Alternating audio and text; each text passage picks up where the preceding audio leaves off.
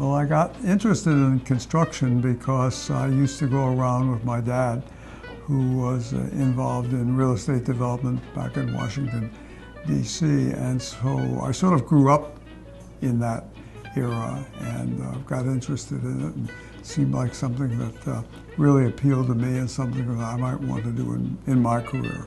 The best advice I ever got from my dad, which I've tried to follow all my life really, he used to say, build houses for poor people. There are more poor people than rich people.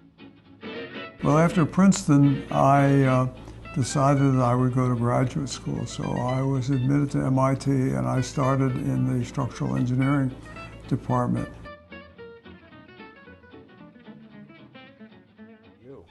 Well, it's interesting because first Eli and I grew up right around the corner from each other, just within a few blocks. And actually we went to the same high school, but we never knew each other growing up.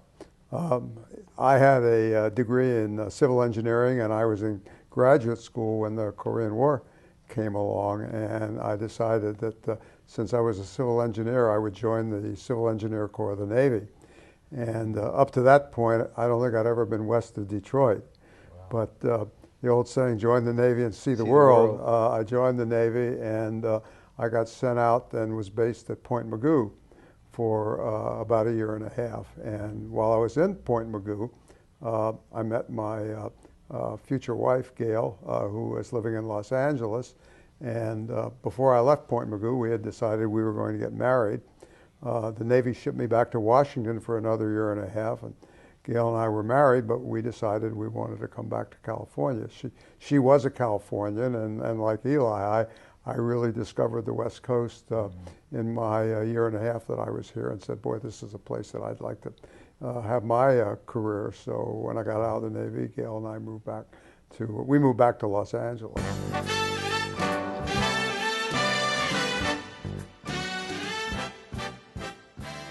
When we got to LA, enters our hero, Michael Towbes. He was young, handsome, tall, and he had a full head of hair.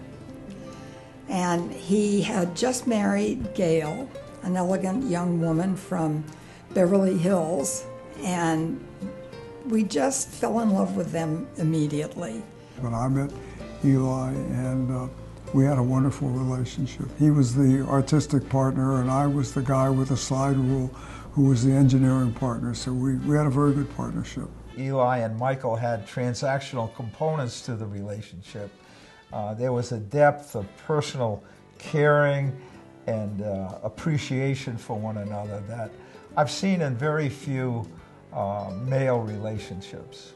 When Eli and I formed our partnership in 1956, Eli had an option on 25 lots in Chino, improved building lots. The streets were in and they were level lots. And for $40,000, that was $1,600 a lot in 1956. And we were going to build 1,000 square foot, 3-bedroom houses there to sell for $10,950. We had property in Lompoc, Santa Maria, and Santa Barbara. We chose Santa Barbara. That left Lompoc and Santa Maria for Mike and Gail. And Mike said to Gail, good news is we're not moving to Santa Barbara. The bad news is we're moving to Santa Maria. I thought she was going to turn green at that. This is a girl from Beverly Hills living in Santa Maria. Not a good idea. And at the same time, we were building in Santa Maria and selling houses for $16,950. So that was a little more expensive area. They did a wonderful job up there, but the time had come. It was Santa Barbara or bust. The tables turned. Mike became the mentor, and the friendship continued in their separate ways. That is how it all began.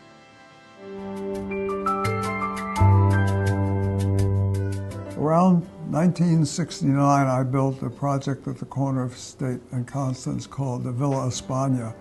I think it was the second condominium project that had ever been built in Santa Barbara because condominiums were kind of a new thing When we first started, we had a few apartments. We had one on 1606 Grand, and then he had one on Oceano, and then he had just finished building the condominiums at the corner of State and Constance. And I live there, so it's one of my favorite projects too. I built a project in Montecito called Montecito Sea Meadows for Charlie Munger in the 1990s, and that was a wonderful project because Charlie really wanted to see things done the best possible way, and I was very pleased to be able to develop that project.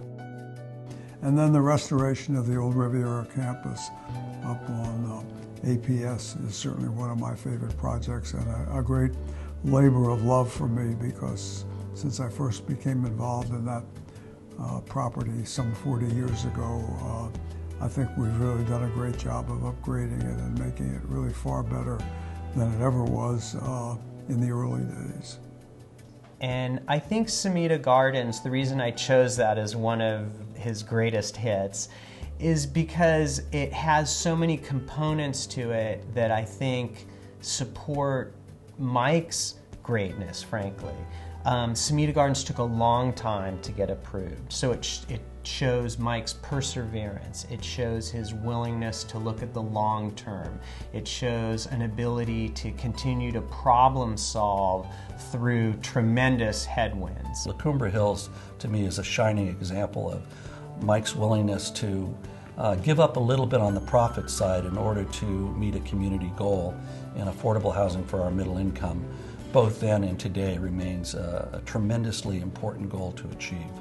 Charlie Munger decided to give $65 million to UCSB to build a new residence hall for visiting scholars at the Cali Institute of Theoretical Physics, and because he asked me to build the project, and we're well underway in building this magnificent residence hall.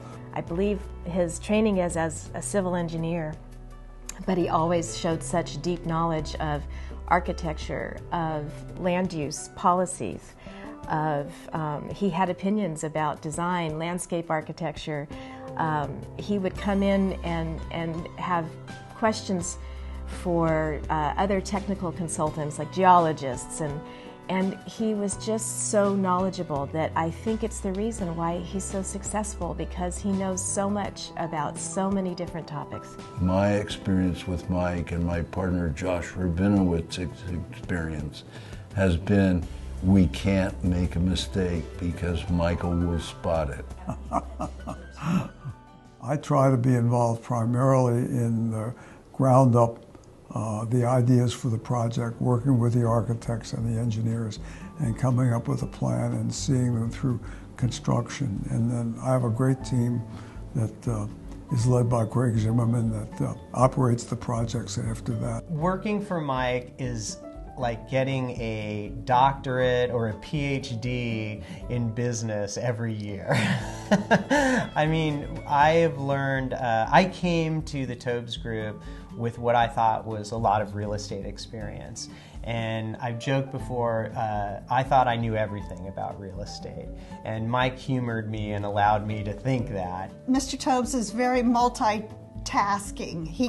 You can go in there, he can be on the phone, you can ask him to sign a check, you can talk to him, and everything he just knows right there. I've always liked juggling a lot of balls at the same time, and that's what I'm doing now, even though I'm probably a lot busier today than I ever expected to be a few years ago.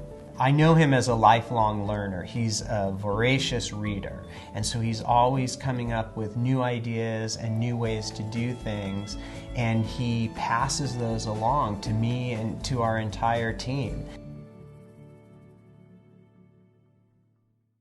The thing about Michael that stands out to me is the absolute integrity for everything that he does. So as a resource to the college, as we went through pretty major development of the institution, Michael was very important and a wonderful asset to be able to call upon.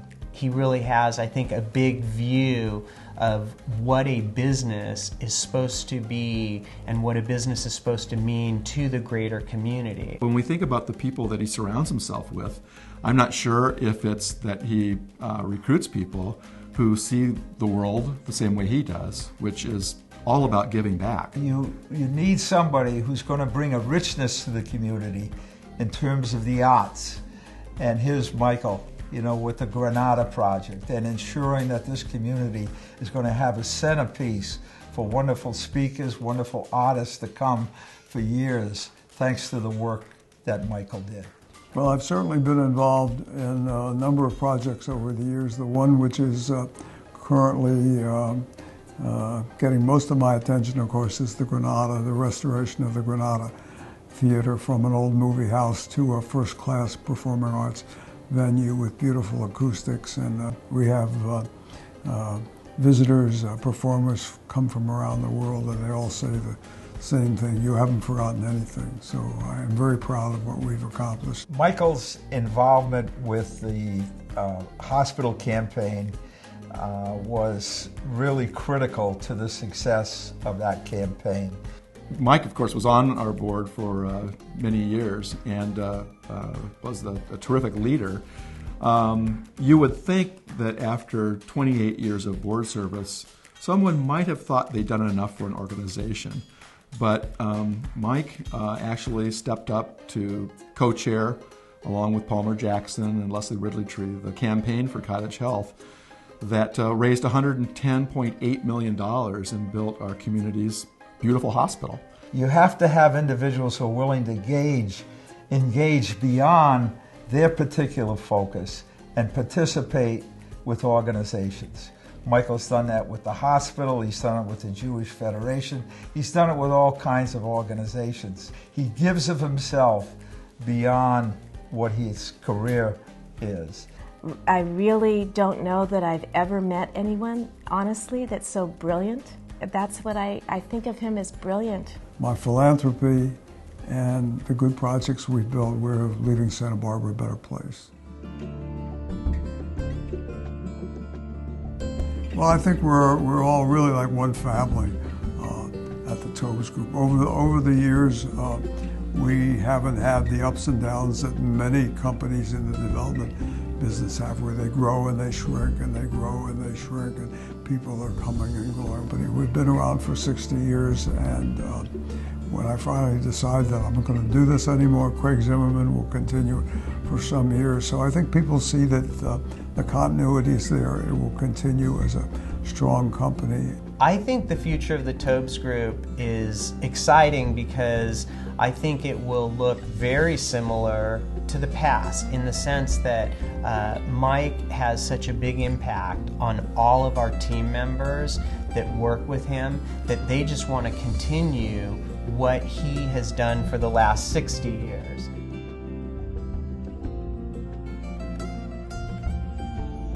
Well, one of my mottos is the best deals I've made are the ones I didn't make, and I think I tend to be a little on the cautious side. And I think what he means by that is it would be very easy for someone in his position to be offered dozens of new deals and new opportunities. But that's really not what he chooses to do. He chooses to focus on a few opportunities that are the right opportunities for him and for the communities that he builds in. The area that I've really focused on is within about a 1-hour drive from Santa Barbara, which is Westlake to Santa Maria. So I've stayed pretty local. I've always thought real estate was a very local business. But what I came to realize is that some of our projects are 80 miles away. And so I was joking with him that, well, I thought you said you only build within an hour. And he looked at me and he said, I'm a fast driver.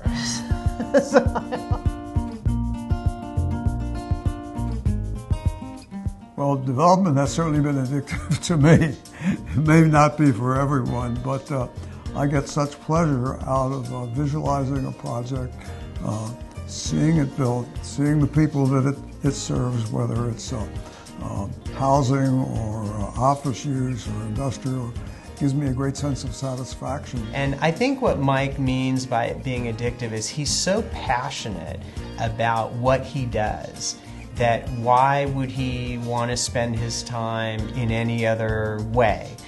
and he's like a little kid that has found something new. And even though he's done so many developments, when he looks at it, it almost looks, in the expression on his face, it looks so fresh to him. He can't wait to just dive in and start creating.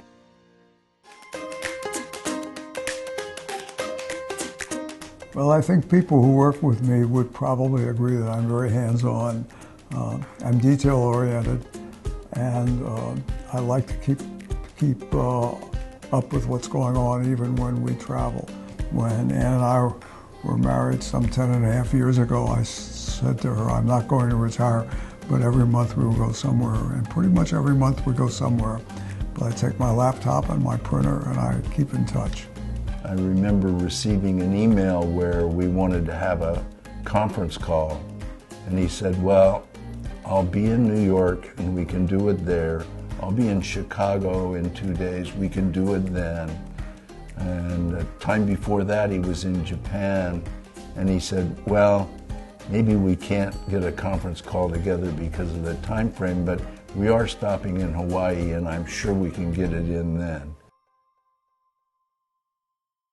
His legacy will be to take care of what you do. I'm not sure that at the Towbes Group the legacy is the real estate itself. I think it's more the man and who he is and how he acts and how he treats all the people at the Towbes Group, how he treats his customers, how he even treats the opponents to his projects. It's no secret that Michael Towbes has unbelievable energy and stamina and drive, and he is still accomplishing things and will keep doing that for many years to come. In some ways, I think the highest tribute that I can pay to Michael is if I wanted to start an ideal community of people living together and people expanding in terms of their capabilities, I'd start with Michael Towbes. And surely, if Eli were alive today, he would say, oh, Mike, you have done so well. You are truly the hero of Santa Barbara. You're my local hero. You're the gentleman I've always admired when it came to doing the work that we do, that it is an honor to know you, and keep doing it another 60 years. We need you. Mike, we look forward to the next 60 years and all that you're going to do for the business, for all of us you've helped along all the way, and for our community. So congratulations to you. It's an honor to know you. And I just want to say this. Have I told you lately that I love you? And I really mean that. I have always called him Mr. Towbes, and I think that it's time, now that his business is turning 60 and that I'm turning 60, that I say, thank you, Michael.